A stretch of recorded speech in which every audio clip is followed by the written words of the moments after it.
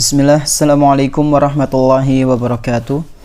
Alhamdulillahirrabbilalamin. Wassalatu wassalamu ala nabiyyina Muhammadin wa ala alihi wa ashabihi wa man tabi'ahum bi ihsanin ila yaumiddin. Para pendengar yang semoga senantiasa dimuliakan oleh Allah subhanahu wa ta'ala, InsyaAllah pada kesempatan yang berbahagia kali ini kita akan melanjutkan pembahasan Kutaib Al-Khasirun Yawma Yub'atsun, buku atau kutaib, buku sederhana yang membahas tentang orang-orang yang merugi nanti pada hari ketika manusia dibangkitkan, atau dengan kata lain, keadaan orang-orang yang merugi ketika nanti hari kebangkitan ditegakkan. Dan kemarin kita sudah membahas di antara orang-orang yang merugi, golongan yang pertama yaitu orang-orang Ahlul Kitab. Dan kemarin Ahlul Kitab sudah kita katakan yaitu mereka diantaranya adalah orang-orang Nasrani dan orang-orang Yahudi. Dan kemarin kita sudah menyinggung sedikit tentang orang-orang Nasrani. Kenapa kok mereka bisa dikatakan sebagai orang-orang yang kafir, orang-orang yang tidak beriman kepada Allah Subhanahu wa ta'ala. Dan di antara sebab kenapa mereka menjadi orang yang kafir, karena mereka mengatakan bahwasanya Al-Masih Isa bin Maryam alaihi salam adalah Allah, atau salah satu dari 3 Tuhan yang menurut mereka harus diibadahi. Dan ini adalah keyakinan yang batil, keyakinan yang sudah seharusnya kaum muslimin tidak ikut-ikutan dalam meyakini keyakinan tersebut. Seorang muslim harus yakin seyakin-yakinnya, menanamkan akidah dalam dirinya masing-masing bahwasanya Allah Subhanahu wa ta'ala itulah Tuhan yang satu, gak ada yang lainnya. Nah, sekarang kita akan sedikit menyinggung tentang Yahudi. Yahudi adalah salah satu kelompok Ahlul Kitab, dan seorang muslim harus meyakini orang Yahudi itu bukanlah penduduk Ahlus Surga. Orang Yahudi bukanlah penduduk surga. Ketika Nabi Muhammad SAW sudah diutus, lalu orang Yahudi tidak beriman kepada Allah Subhanahu wa ta'ala dan kepada Nabi Muhammad SAW, maka kembalinya adalah di neraka Jahannam. Kemarin sudah kita bahas tentang ayat yang menyebutkan hal tersebut. Kata Allah Subhanahu wa ta'ala, innal ladzina kafaru min ahlil kitabi wal musyrikina fi nari jahannam khalidina fiha. Sesungguhnya orang-orang kafir dari kalangan Ahlul Kitab, Yahudi dan Nasrani, dan juga kalangan orang-orang musyrik pada umumnya yang menyembah kepada selain Allah, atau yang menyembah Allah dan juga menyembah Tuhan-Tuhan yang lain. Kata Allah Subhanahu wa ta'ala, fi nari jahannam. Mereka semua akan berada di neraka Jahannam, khalidina fiha, dan mereka semua akan kekal di dalamnya selama-lamanya. Ulaika hum syarrul bariyah. Mereka itulah seburuk-buruk makhluk. Nah, para pendengar rahimani wa rahimakumullah, di antara sebab mengapa orang-orang Yahudi ini divonis sebagai golongan yang kafir, karena mereka mengatakan sekaligus meyakini bahwasanya Allah Subhanahu wa ta'ala itu memiliki seorang anak. Tentu ini adalah keyakinan yang tidak benar, keyakinan yang sudah seharusnya kaum muslimin tidak ikut-ikutan dalam keyakinan tersebut. Orang-orang Yahudi meyakini Allah Subhanahu wa ta'ala memiliki seorang anak, dan ini dikabarkan dalam Al-Quran. Kata Allah Subhanahu wa ta'ala, wa qalatil yahudu Uzairun ibnullah wa qalatin nasara al-masihu ibnullah. Orang-orang Yahudi, kata Allah Subhanahu wa ta'ala, mereka meyakini bahwasanya Uzair itu adalah anaknya Allah. Adapun orang-orang Nasrani, mereka meyakini bahwasanya Al-Masih Nabi Isa alaihi salam adalah anaknya Allah. Jadi klop dalam tanda kutip. Orang Yahudi dan orang Nasrani, mereka sama-sama memiliki keyakinan yang batil, yaitu meyakini bahwasanya Allah Subhanahu wa taala memiliki seorang anak. Tentu ini adalah keyakinan yang tidak benar, keyakinan yang membuat seseorang keluar dari keislaman. Dzalika qauluhum bi afwahihim.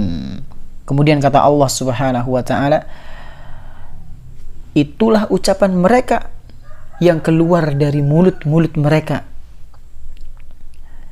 Allah Subhanahu wa taala langsung mengabarkan kepada kita bahwasanya itu benar-benar ucapan mereka.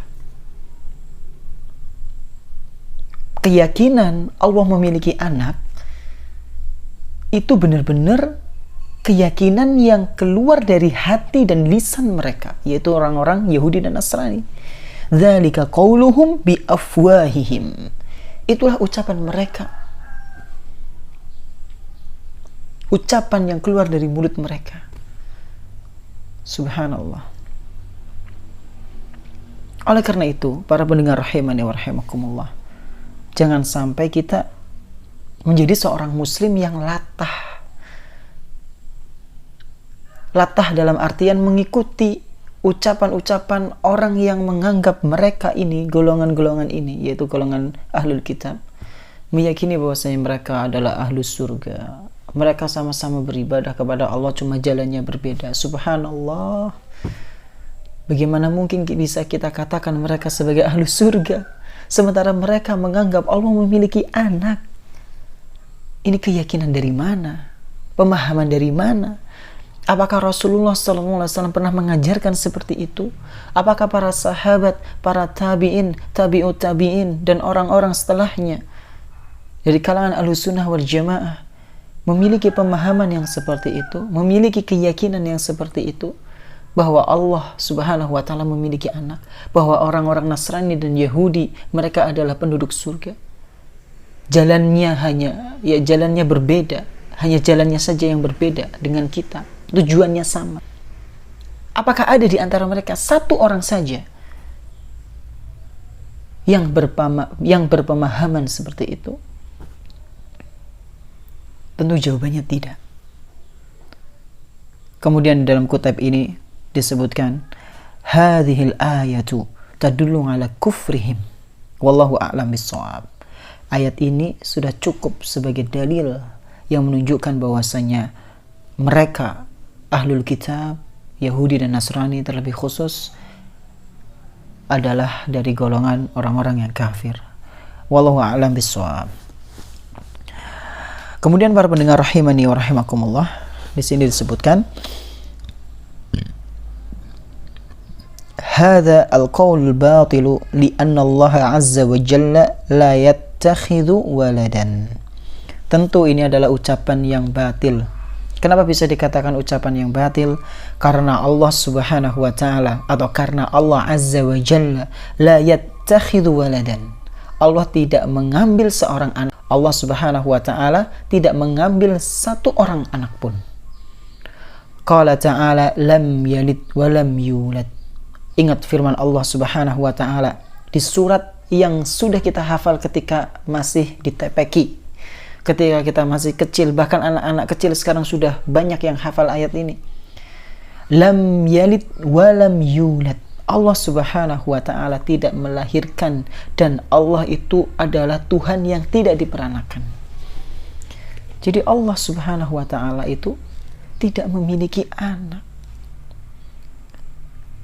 Kalau kita sebagai seorang muslim meyakini Al-Qur'an adalah kitab suci, benar-benar kitab yang diturunkan oleh Allah Subhanahu wa taala kepada Nabi kita Muhammad sallallahu alaihi wasallam, maka kita harus meyakini 100%, bahkan 1000% isi dari apa yang dikabarkan dalam Al-Quran. Karena itu adalah firman Allah. Dan Allah Subhanahu wa ta'ala menyebutkan dalam Al-Quran bahwasanya Allah itu tidak beranak dan tidak diperanakan.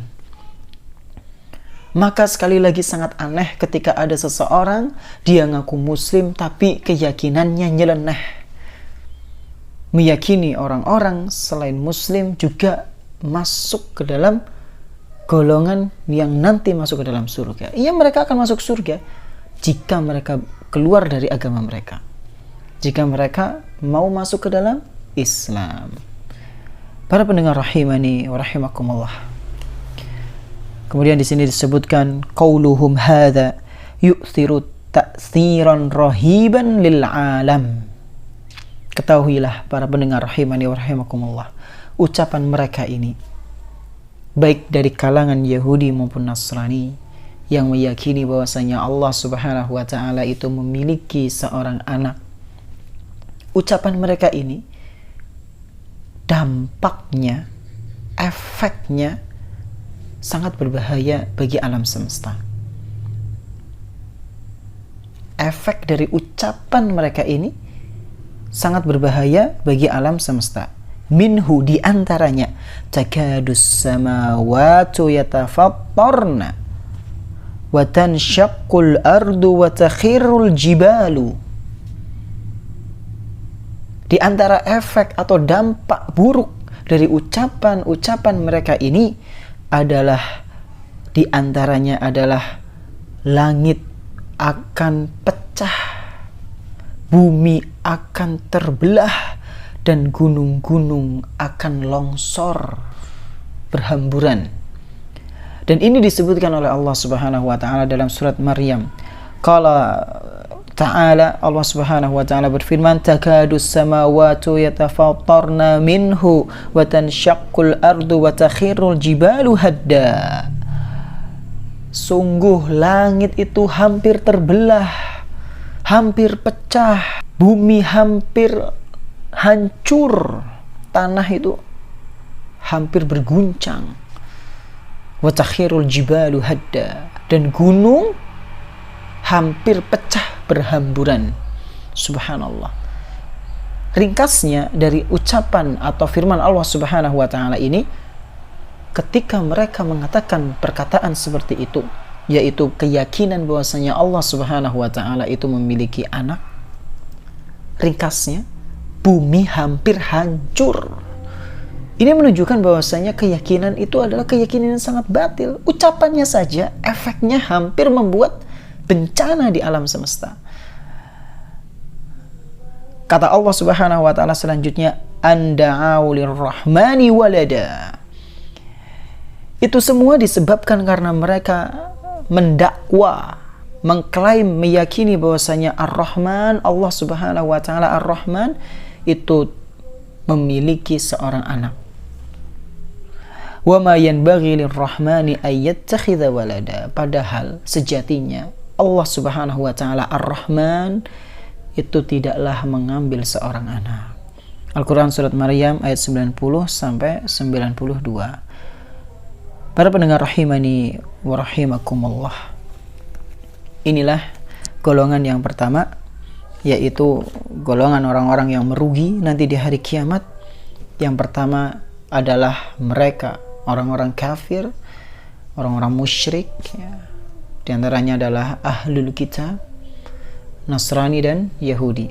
Semoga Allah Subhanahu wa taala bisa mengistiqomahkan kita dalam ketaatan dan meninggal di dalam keislaman yang baik. Wala tamutunna illa wa antum muslimun. Mungkin ini yang bisa kami sampaikan. Kurang lebihnya kami mohon maaf sebesar-besarnya. Terima kasih atas segala perhatiannya.